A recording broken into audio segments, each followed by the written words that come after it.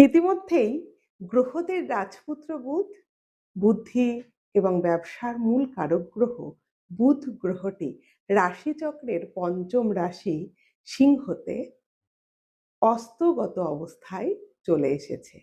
অস্ত হয়ে গেছে বুধ। বুধ যখন অস্ত যায় সে স্বাভাবিকভাবেই ক্ষমতা হ্রাস পায়।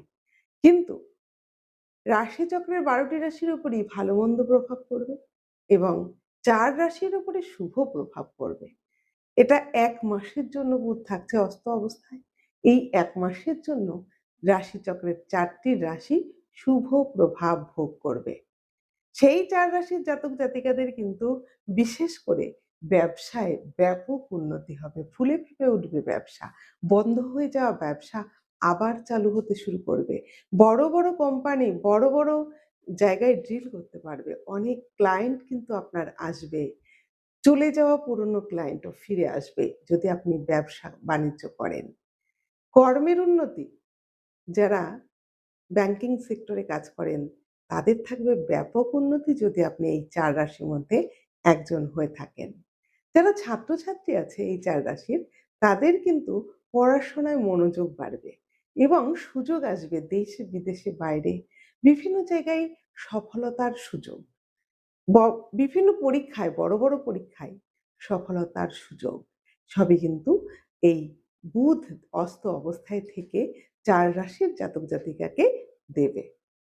এই ৪ রাশির জাতক জাতিকারা যে সুবিধাটা পাবে সেই সুবিধাটা আগামী ১ মাসের জন্য চালু থাকবে। ব্যবসায়ে যে উন্নতি হবে তাতে কিন্তু বিনিয়োগটা একটু বুঝে করতে হবে আপনাকে। প্রচুর লাভ হবে এবং সঞ্চয়টাও বুঝে করতে হবে কারণ খরচটাও হবে।